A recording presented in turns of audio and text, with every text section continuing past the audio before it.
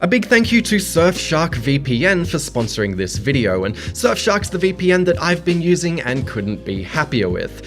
This Black Friday week, you can easily hop on it too to find better shopping deals by seamlessly switching countries while browsing. It's super easy to do, and hey, it might save you some money on Christmas shopping, or in my case, buying too many Fast and Furious video games for my Vin Diesel shrine. I'm Australian, which means I get shafted by having too few things to watch on streaming services, so I personally use Surfshark to connect to the US Netflix or the US Amazon Prime to get way more movies, or connect to the BBC streaming service, or even connect to the Japanese Netflix. It's just fun clicking around and finding new stuff. Surfshark are well known for being one of the most secure VPNs. There's great smooth apps and plugins for all platforms, and Surfshark impressively allows for an unlimited number of devices at the same time with just the one super cheap subscription, a subscription that comes with a 30-day money-back guarantee. So go to surfshark.com and enter the code minimme, or just click the link in the description and get both an 83% discount, and as a special Black Friday offer, get an extra 4 months free on top of that. Go check them out, and onto the video. Fast and Furious Spy Racers Rise of SH1FT3R. Oh, how far we've strayed from stealing VHS players. So back in 2018, Universal, DreamWorks, and Netflix struck a deal to make a Fast and Furious kids show that premiered in December of 2019 called Fast and Furious Spy Racers. In the less than 2 years since, a whopping 5 seasons of the show have been released, as well as this video game, which bravely came out on the same day as Forza Horizon 5 to no reviews and a barrage of YouTube comments on the launch trailers that either say that this kids game looks like an affront to humanity itself, or they say the word family in all caps. It's one or the other. I am a fiend for the Fast and the Furious movies, but I was not looking forward to watching this show at all. It just looks so plain. It's like the characters and art style were AI generated by blending every 3D animated movie together with Fortnite. There's even an in-universe quirky fizzy drink that they all love. I hate it. But in my quest to document family-oriented video games, I pushed through the hesitation and found myself actually quite enjoying the show. Maybe that's some sort of coping mechanism, but surprisingly, it's genuinely well put together. Meet Dom Toretto's perpetually 17-year-old alliterated cousin Tony Toretto, who, like Dom, has his own teenage racing crew himself. Vin Diesel is actually in the show occasionally, looking straight out of The Sims, and his wonderfully bassy voice is too, with Diesel also serving as a producer on the show. And the setup is the government needs a team to go undercover and join an underground street racing criminal organization named Shifter, which I can only assume is spelled with numbers for SEO reasons. Vin Diesel would do the job himself, but he and his crew would instantly get recognized because they're somehow really famous in this universe apparently, so he instead recommends his teenage cousin to stop a street racing gang from what ends up being a world domination terror plot. Don't think about it too hard. That about sums up Season 1, and what's clever about it is how it incorporates every Fast and Furious trope into 8 20-minute episodes. There's going undercover into a gang and street racing like the first 2 movies, there's heists and sneaking into enemy bases like the 5th movie, there's saving the entire world like the most recent movies, and it's serialized in a way that kids shows often aren't. It's not a show about this squad going on new adventures every episode, it instead maintains continuity and plot lines over entire seasons, with episodes ending on cliffhangers. And it's all executed very competently. One great scene has all the characters racing up a mountain, and the main villain tells all the racers over radio that Tony and his crew are rats, and he orders them to run the crew off the road with $1 million bounty on each of their heads. Sick trap beats kick in, the intensity ramps up, the action is shot in a really clean, followable way. It's a great revealing moment that's simply a lot of fun to watch, and in general, the action here is well paced and constructed, and there's plenty of inventive scenarios and nods to the movies in the show too. I'm impressed that this isn't totally phoned in to sell merch to kids. Being for kids though, there's some real basic boring dialogue, and many of the plot developments feel too contrived, and there's one immensely annoying character whose voice alone will drive you mad. And my biggest problem is how rushed the story is. I'd never thought I'd say this, but I actually wish Season 1 was longer. I'd have liked to have seen the gang undercover more before they were found out, the world to be on the brink of destruction for more than 15 minutes, for more time to be spent fleshing out each character and their relationships and motivations, but it's still a decent time. Not good enough to really recommend to adults, but far better than you'd expect, being fun, smartly constructed, and it even has a bit of heart as they occasionally wax lyrical about family. Seasons 2 through 5 I didn't watch, but they seem to have the gang traveling the world doing more Fast and Furious-y things after defeating Shifter in Season 1. Which brings us to this video game. The setup here is that Shifter have reunited to steal a car that goes invisible, a car that the government supposedly owns, so the government in their infinite wisdom hosts a racing tournament where the winner gets the car, and they ask Tony and his crew to beat the Shifter racers in the tournament, not to arrest them for all their horrific crimes, just to beat them at winning this car that they already own. Again, don't think about it too hard. There's only a few cutscenes in the game, and by that I mean there's literally 3 very brief in-engine ones alongside some basic visual novel style panels, though I will say that it's nice that the cast of the show did the voice work here. What's left is a circuit-tracked arcade racing game, and looking at this you might assume it plays like Mario Kart, but that's not really the case. Like, acceleration is actually very slow, and turning circles are very wide. Driving feels heavy, almost making this closer to a traditional racer or something like Blur.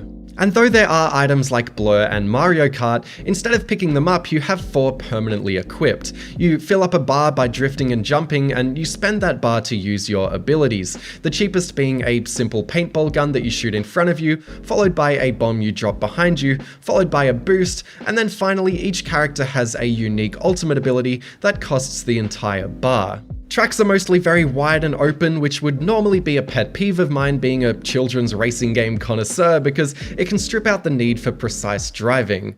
Here though, because the driving has you taking long, wide, Ridge Racer-esque drifts, it's actually a challenge to drive without hitting the walls.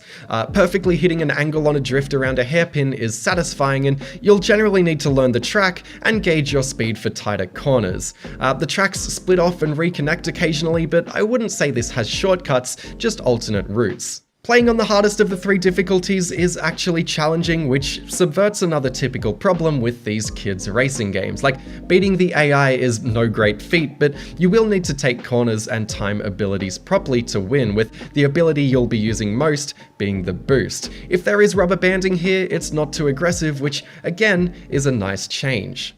We all know criminals use paintball guns as their weapon of choice, so whenever you get shot or get hit by a bomb, you'll slow to a crawl and the screen will get covered in paint, sort of like that ink squid in Mario Kart, but it slows you down too. And because it takes so long to speed back up again after getting hit or crashing, it's good to keep your bar full enough to afford a boost at any time. The best way to play this is a bit defensively and reactively, which keeps it focused more on precise driving and less on trying to screw other drivers over. It's very much a racing game first, which is refreshing in a world of Garfield karts and Race with Ryan. I've been doing this for too long. And thankfully there's a whopping 17 tracks to race on. Most of them sneak in enough tight corners and big jumps, and generally they're pleasant to look at. As bland as the show's aesthetic is, there's a certain cleanliness to it all that I've grown to appreciate, especially in a video game. It's not going to win any technical awards, of course, and these tracks feel especially cheap and static when you realize there's barely anything to smash through or knock over, and it could be far more inspired, with some levels looking like they've had a lot more love than others, but being set all around the world helps, and a handful of tracks look genuinely great, with my favorite being this smoothly constructed city that looks like it's straight out of a Ridge Racer game. All these ingredients combine to make an inoffensive little arcade racer, and it's neat that you can play the whole thing in 2-player split-screen co-op, although 2-player is a bit weird because races just end as soon as someone crosses the finish line. Like, if you're trailing behind, too bad, the race is over, I guess. Rise of Shifter is no frills contract work. It's not worth the $70 Australian I paid for it, and despite it standing out in some ways from your usual budget kids racing games, it's frankly too simple to recommend above a lot of them, and it's not without its flaws. It's reasonably fun and it's reasonably polished, but the more you play it, the more cracks start to show. Take each car's ultimate ability, some are way better than others. Tony Toretto's ex-shifter girlfriend Layla has a fantastic ultimate that's basically the equivalent of a star from Mario Kart, but then another character's ultimate just drops a bomb behind them, so it's never worth using it instead of the cheaper boost. Whether a character has a good ultimate or not is more of a deciding factor on whether you choose to play as them than their handling or their speed stats are. There's also one character who leaves an enormous fire trail behind him, and it is super overpowered and annoying. When you shoot a car in front of you, it slows down as it should, but because the handling is so heavy, you often don't have time to veer out of the way, so you just sort of ram into them and slow down as well. This might not sound like a huge issue, but it actually happens all the time, and it makes the paintball gun ability feel more useless than it should. It'd be nice if you just sort of barged through cars that you've shot. And you might have noticed that everything just feels a bit slow, like I could be playing the game at 1.5 speed. It's low energy, and it doesn't help that they didn't carry over the best of the hip-hop soundtrack from the show, or that none of your opponents taunt you while racing. Like, the only character that speaks is the one you're playing as, and they just say the same 3 lines over and over. The speedo says you're driving at 250 kilometers an hour, but it feels more like 100. Different CC modes like in Mario Kart would have been super welcome, and really in general this game is screaming for more modes. You can set up a quick race, a race in multiplayer, whether that's 2-player split screen or online where you won't find anyone, or race in the 4 event tournaments. Whichever one you choose, you'll be racing. There's no elimination races, no battle modes, no burnout style road rage modes that the Disney Cars games did a good job to include, not even a basic time trial mode that I actually would have enjoyed for once because it's fun drifting through entire tracks. You do earn points that you use to unlock liveries, new characters, what they call stickers, which is actually spray paint for the main menu hideout, as well as furniture and items that get put around the hideout too. It seems they really wanted to do more with this hideout thing because there's no actual way to explore the base or really get a good look at your unlocks. All you can do is leave the game idle where it'll cut between a handful of cameras. You can also buy music tracks, but there doesn't seem to be a way to play any of the songs, which is either a massive oversight or I'm just too stupid to find the music player. And one of the spray paints is the Fast and Furious logo, which is curious. Like, do these characters know that they're in a massive fictional franchise? This is like when Bow Wow winked at the camera all over again. Without unlocking absolutely everything, I beat Rise of Shifter in about 2 hours, which thankfully wasn't long enough for all the game's flaws to get too apparent. I had a good time, but it was so short, and the biggest problem with the game is it's so safe. It sets the bar really low, comfortably reaches it, and stops there. It's understandable after Fast and Furious Crossroads last year, remember that game, which tried to do way too much with way too little, but man, after watching the Spy Racers show, I wish they'd have done so much more here. Like, the way the show blends every facet of Fast and Furious tropes together is not reflected in the game at all. If I'm being overly optimistic and pretending that money's not a factor, there could be stealth missions for the heists, there could be business management where you run a street racing gang from the hideout, there could be boat races and aerial races and action set pieces and anything. Like, this series, whether it's the movies or the show, is primed for an excellent tie-in game, and sadly that's not realized. Again, I wouldn't expect it to be, but the show did get my imagination rolling. Even being the simple racer that this is, a more inventive career structure, or traffic on the roads, or a slipstreaming mechanic, or the option to customize your car's stats or abilities would have gone a long way. Much like Driver 3 and Fear 3 before it, Fast and Furious Spy Racers Rise of Shifter is a game with unnecessary numbers in the title that's pretty fun if you lower your standards a bit. It feels like a jump-off point for a better game though. Being serviceable, polished, and fun despite its flaws puts it near the top of the ranks when it comes to this family of Fast and Furious video games, but it won't surprise you like those other games could. Polygonal Vin Diesel won't be running along the side of a rocket, Fast and Furious still hasn't captured its video game potential, and I'm a grown man reviewing another children's game.